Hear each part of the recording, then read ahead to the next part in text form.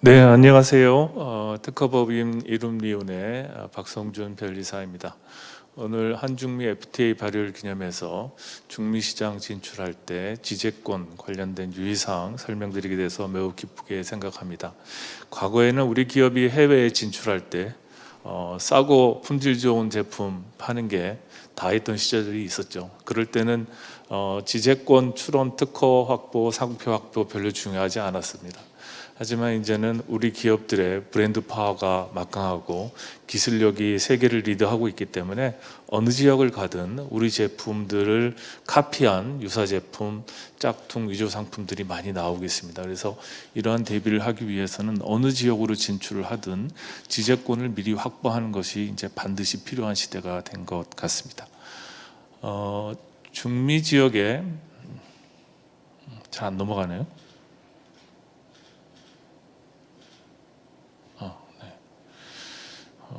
오늘 말씀드릴 막차는 대충 이렇고요. 네. 지재권 출원 현황입니다. 중미 5개 지역의 지재권 출원은 그렇게 많지는 않습니다. 지재권 출원은 보통 그 지역의 경제 규모, 생산 활동과 관련이 있는데 보통 지금 코스타리카, 파나마 정도가 10,000불 이상, 한 15,000불 이내 정도의 경제 규모이고 나머지 국가들은 5,000불 이하의 경제 규모입니다. 하지만 상표 분야에서는 특히 10,000건 이상의 활발한 출원 활동이 이루어지고 있고 특허 분야는 한 1,000건 정도 이런 활동이 이루어지고 있습니다. 보통 이런 경제에 있어서는 특허적인 보호도 중요합니다만은 상표나 디자인적인 보호를 우선적으로 하는 것이 전략적으로 중요한 것 같습니다. 왜냐하면 그 지역에 생산이나 연구 기반 시설이 없는 경우에는 특허적인 보호, 상당히 많은 비용과 시간이 소요되기 때문에 그보다는 짝퉁 위조 상품들을 선제적으로 방어하는 그런 전략이 필요하지 않을까 하는 생각이 듭니다. 이게 거꾸로 돌아가네. 그 다음은 이 지역의 지재권 출원 동향을 국가별로 조사를 했는데 이 부분은 그냥 넘어가도록 하고요. 이번 한중미 FTA에서 지재권 분야에서 주요 타결 내용입니다. 먼저 유명 상표 보호가 굉장히 강화가 됐어요. 보통 이런 지역에서는 유명 상표 목록이라는 걸 따로 관리를 해서 거기에 등재된 경우에만 유명 상표로 보호가 됐는데 이번 FTA를 통해서 그런 요건이 없어졌고 또 상표 등록 출원에 관한 절차도 국제적인 규범에 따라서 상당히 합리화가 되었습니다. 그리고 특허 분야에 있어서는 특허 심사 처리 기간이 5년 이상 걸리는 상당히 오래 걸리는 것이 문제점으로 가장 큰 애로사항이 파악되고 있었는데 이번 FTA를 통해서 급한 사람들은 빨리 심사받을 수 있는 우선 심사 제도를 도입할 수 있도록 이런 근거 규정을 놓았습니다. 그리고 특히 침해 물품 단속과 관련해서 조사 당국에게 침해 물품을 압류하고 폐기할 수 있는 강력한 권한을 부여를 했고 특히 국경 조치를 통해서 침해 물품으로 의심되는 물품에 대해서는 세관에서 직접 압류할 수 있도록 그런 근거 조치를 조항을 넣었습니다. 그래서 우리 그 파나마 같은 물류 거점 지역이라든지 또 코스타리카 같이 그 한류 관련된 여러 소비재 이런 한류 활동이 좀 거점지가 되고 있는 이런 지역에 대해서는 이런 그 세관 조치, 국경 조치를 통해서 침해 물품의 확산을 막는 그런 단속 활동이 용이하게 이루어질 수 있을 것으로 그렇게 기대가 됩니다. 그리고 마지막으로 이런 이제 개도국 지역에서의 지재권 관련된 분쟁이 있을 때 보통 법 제도는 되어 있지만 그 집행이 굉장히 느리거나 불투명해서 사건 해결이 안 되는 경우가 많습니다.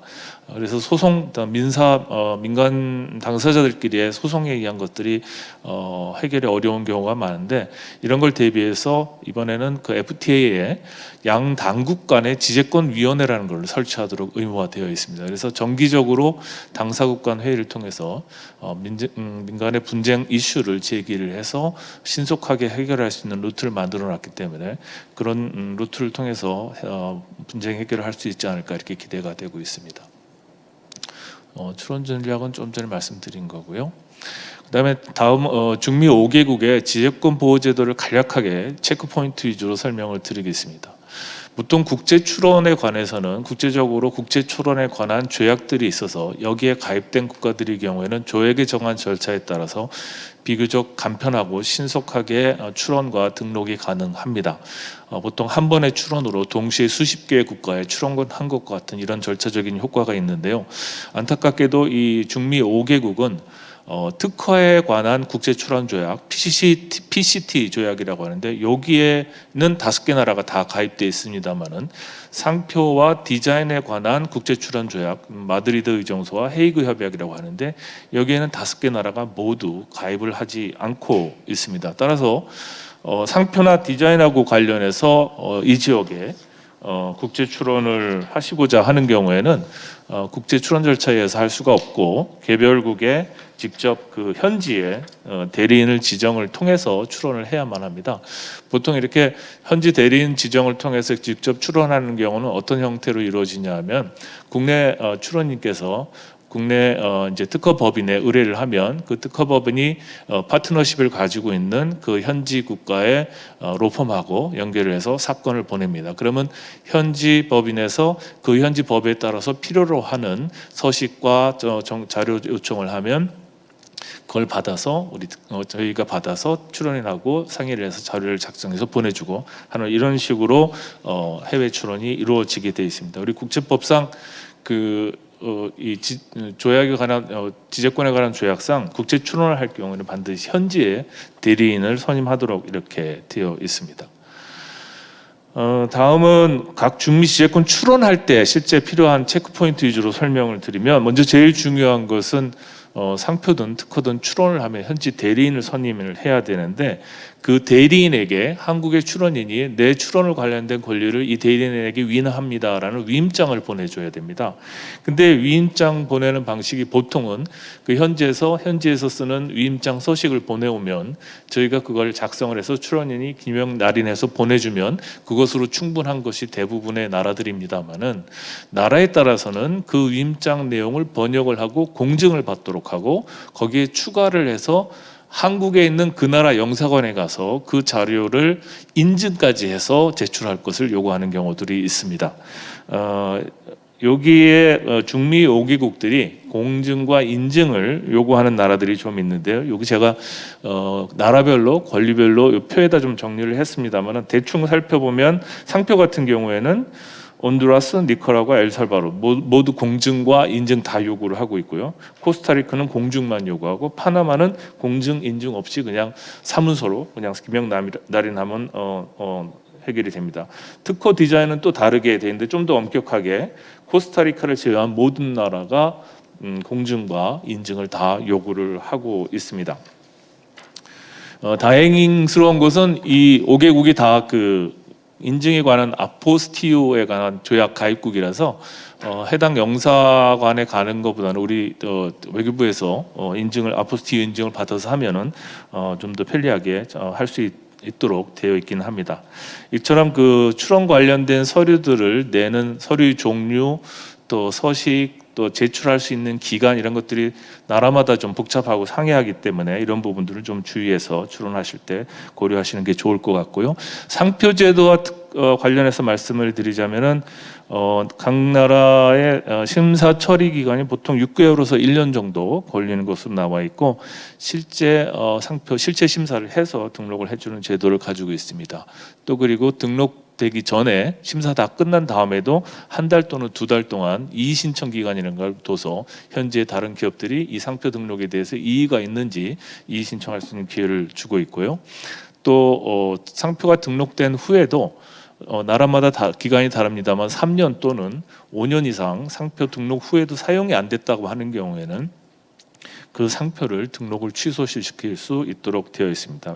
이 제도는 이 나라만 특이한 건 아니고 우리나라도 3년 이상 상표를 등록하고 사용하지 않으면 취소가 가능하도록 그렇게 되어 있습니다. 다음은 디자인 관련해서는 디자인 등록 제도는 나라마다 좀 상이한 경우가 많은데요. 먼저 등록된 디자인이 어떤 게 있는지 다 검사를 하고 심사를 하고 등록해주는 심사주의 국가도 있고, 그런 거 없이 그냥 형식 요건만 되면 먼저 등록해놓고 나중에 이의 신청이나 분쟁이 있을 때 심사하는 이런 제도를 가지고 있는 나라들로 나누어지는데, 이 5개국 중에는 파나마와 온두라스가 그런 심사를 다 하고 등록해주는 나라고, 엘살바도르와 코스타리카는 그런 것이 없이 이의 신청 등을 통해서 분쟁을 해결하는 그런 제도를 가지고 있습니다. 심사 처리 기간은 나라마다 뭐 6개월에서 많이 걸리는 나라는 18개월까지 표에 정리해놨으니까 참고하시면 좋겠고요. 마지막으로 특허와 관련해서는 외국어로 된 출원서를 그대로 접수를 해주느냐가 굉장히 중요한 포인트입니다. 왜냐하면 대부분 그 나라의 특허 문서를 현지 언어로 번역하는 데 상당한 시간과 노력이 들이는데, 그 번역을 하다 보면은 일정한 정해진 기간 내에 출원서를 제출을 못하게 됩니다. 그러다 보면 그 특허가 등록이 거절이 되거나 무효가 될 수 있는 사유가 될 수 있기 때문에 접수를 외국어로 바로 접수를 해주느냐가 중요한 포인트인데, 여기 중미 5개국 중에는 코스타리카, 파나마, 엘살바도르 이 3개 국가는 외국어로 된 출원도 일단 받아주고, 받고 나서 60일 이내에만 번역문을 제출을 하면 최초 외국어 접수를 했을 때 출원한 것으로 간주를 해줍니다. 그리고 두 번째 포인트는 특허 심사 처리 기간이 아까 말씀드린 것처럼 짧게는 5년, 길게는 7년까지 굉장히 오래 걸리는데, 우리 이번 FTA에서 우선 심사 제도 근거를 마련했다고는 했습니다만 이게 강제 조항이 아니기 때문에 각 나라들이 우선 심사 제도를 그 이후에 어떻게 도입하고 있는지 추후에 좀 모니터링을 할 필요가 있지 않을까 하는 생각이 들고요. 또 중미뿐만 아니라 남미 전체가 대부분 심사 처리 기간이 오래 걸립니다. 그래서 이 FTA와는 별개로 한국 특허청과 개별국이 별도의 협정을 통해서 PPH라는 절차를 통해서 좀 더 신속하게 하는 루트를 마련하는 경우들이 있어요. 그래서 그런 제도가 활용할 수 있는지를 확인해 보시고 출원을 하시면 좋을 것 같습니다. 다음은 한류 거점 지역에서의 지재권 출원 전략인데요.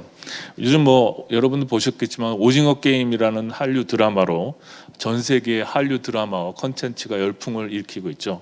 근데 이런 드라마가 열풍을 일으키면서 동시에 그 한류 컨텐츠 안에 노출되어 있는 여러 가지 제품, 또 캐릭터, 또 주인공의 이름, 드라마의 이름, 이런 것들이 다양하게 상품화되고 있습니다. 따라서 이러한 컨텐츠 관련 상표나 디자인을 확보하지 않으면 제3자가 현지 사람 이런 사람들이 먼저 권리를 확보해서 한류 인기에 편성해서 부당이득을 차지하는 이러한 문제들이 있을 수 있습니다. 과거에 우리나라가 중국에서 이와 비슷한 피해를 많이 받았습니다. 현지 사람들이 한류 드라마에 여러 가지 노출된 상표라든지 드라마 제목 이런 걸 선점을 하고 엄청나게 많은 제품을 팔면서도 한국 기업들은 오히려 소외되어 있는 이런 경우들이 많았는데, 제주는 곰이 넘고 돈은 왕서방이 생기는 그런 사례들이 과거에 있었습니다.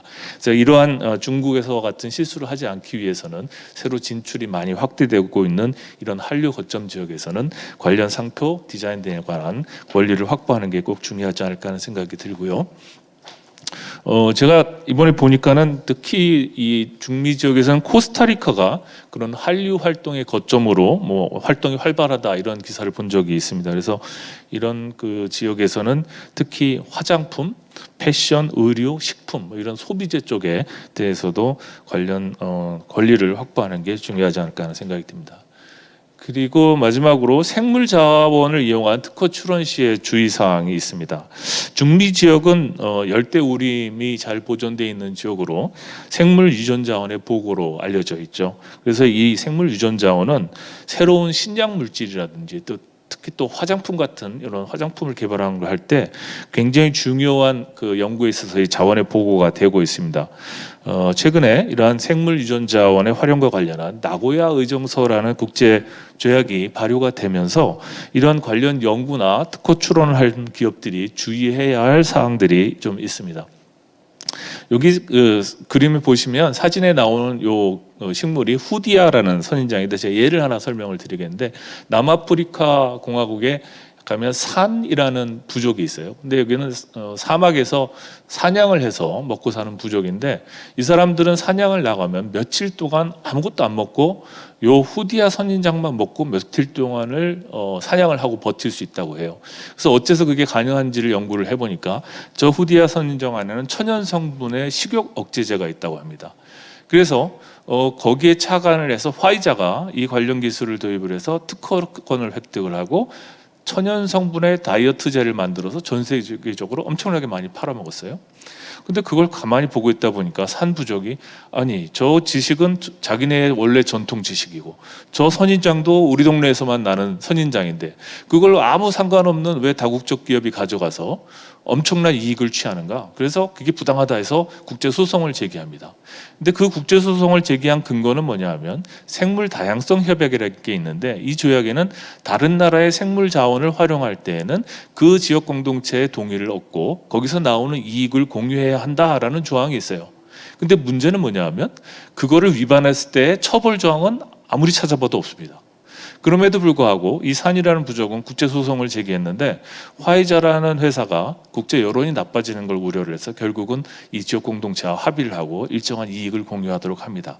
그래서 이것이 선례가 돼서 그 이후부터는 지역 공동체들이 그 생물 자원을 이용하는 것에 대해서 다국적 기업들에게 일정한 권리를 요구하고 그것에 관한 많은 이제 논의가 국제적으로 형성이 됩니다. 그래서 그 형성된 결과 생물 다양성 협약에는 처벌 조항이 없다고 그랬지 않습니까? 그래서 나고야 의정선언을 만들어서 생물 다양성 협약이 없던 그런 유전 자원에 대한 접근과 활용에 관한 형식, 거기 위반했을 때 어떻게 제재하는지 등등에 관한 조약을 만들게 됩니다.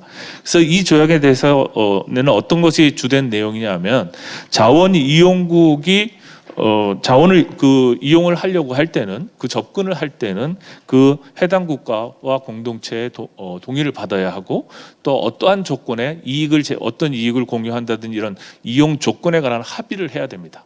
그리고 또 그 나라마다 그러한 제도를 모니터링하고 운영하는 담당 기관들을 설치하도록 이렇게 의무화하고 있습니다.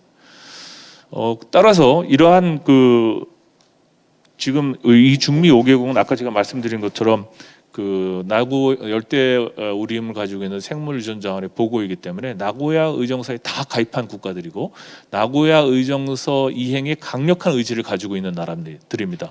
사실 우리나라나 미국 선진국들은 이런 연구를 자유롭게 하고 싶은 나라들은 나고야 의정서를 그렇게 반기는 입장은 아닌데, 이 열대 우림을 보고인 이 나라들은 강력한 의지를 가지고 있어요. 그래서 이 나라들의 연구 또는 관련된 생물 자원을 이용해서 특허 출원을 할 때는 반드시 이 부분을 철저하게 점검을 해야 됩니다. 제가 엊그저께 뉴스를 보니까 지난 11월 달에 우리나라하고 코스타리카 간에도 바로 이런 생물 유전 자원을 활용한 연구에 대한 협약을 체결한 것으로 나오더라고요. 그래서 우리나라의 많은 기업들이 이 지역들과의 공동 연구 등이 앞으로 활발해질 것으로 보이는데, 그때 이런 부분을 좀 꼭 체크를 하셔야 될 것으로 보이고요. 요것은 그거와 관련된 체크 포인트입니다. 그래서 그 생물 자원, 유전 자원이 ABS라고 해서 Access and Beneficiary라는 약자로 이 제도를 ABS 제도라고 하는데, 이 ABS 제도에 해당하는 유전 자원을 쓰고 있는지, 또 그 나라마다의 ABS와 관련된 기관과 절차가 어떻게 되어 있는지 이것들을 반드시 확인해야 되고, 특허 출원과 관련해서는 나라에 따라서는 그 생물 자원을 이용한 특허를 낼 때 특허 출원서에다가 그 유전 자원의 출처를 표시하도록 하는 나라들이 있습니다. 어떤 나라는 이게 권고 사항이고 어떤 나라는 의무 사항이기도 합니다. 그래서 그 의무 사항인지 여부를 체크를 하고, 또 위반했을 경우에 나라에 따라서는 이거를 특허 등록 거절 또는 등록된 특허의 무효 사유로 규정을 하고 있기 때문에 반드시 주의해서 체크를 하셔야 됩니다. 제가 이 5개국의 그 ABS 제도에 대해서 좀 더 자세하게 살펴보려고 제도를 좀 조사를 했는데요. 보니까 이 5개국을 포함한 7개국이 공동으로 만들어 놓은 환경개발 중남미위원회가 일종의 국제기구처럼 해서 이 지역의 ABS 이행에 관한 규정을 만들고 공동의 대응을 하고 있더라고요. 근데 이 규정에 보면 사전 설명하고 지역 공동체의 승인을 받아야만 유전 자원을 이용할 수 있고, 또 이용 조건에 대한 합의 이런 것도 굉장히 엄격하고 높은 수준으로 요구를 하고 있고, 또 관련 출처를 공개 안 하면 특허가 무효될 수 있는 이런 조항들을 두고 있습니다. 근데 제가 요게 이제 국제 규범이고 거기에 따라서 이 중미 5개국이 다 회원국이기 때문에 이 규범과 유사한 형태의 국내법을 가지고 있을 것으로 보입니다만은 관련 자료의 공시가 코스타리카를 제외한 나머지 국가들은 제가 생명공학연구소, 뭐 환경부 여러 사이트를 조사를 해봤는데 제대로 이렇게 자세하게 공시된 건 별로 없더라고요. 그래서 코스타리카 것만 제가 파악을 해서 이게 좀 설명을 드리는데 코스타리카 같은 경우에는 그 생물 다양성 협약 가입이 돼 있고 국내에 관련 담당 기관으로 국가생물다양성위원회라는 것이 있고 또 그 지역 내 또 원주민 지역에 속하는 모든 생물 자원에 대해서 접근에 대한 사전 허가를 받아야 되고 허가를 해주는 기간은 3년에서 한 번씩 연장하는 이런 식으로 되어 있고 또 이익 공유에 관한 의무 조항이 있고 특허 등록 출처 공개 안 하면 등록을 취소할 수 있도록 그 특허 출원을 할 때 그 관련 사항을 아까 얘기한 국가생물다양성위원회에 의견을 보내서 거기에서 이의 신청이나 이런 게 있으면 특허 등록을 안 해주는 이런 식으로 굉장히 강력한 조항을 가지고 있고 이거 준수 안 했을 때는 페널티 조항까지 이렇게 두고 있습니다. 이상으로 제가 우리 생물 다양성 우리 중미 5개국 지역 진출 기업분들에 있어서 출원 시 중요한 사항, 한류 관련된 상표 디자인 출원, 또 이게 생물 자원을 이용한 연구할 때 사전 절차에 대한 주의사항 이런 중심으로 말씀을 드렸습니다. 네, 감사합니다.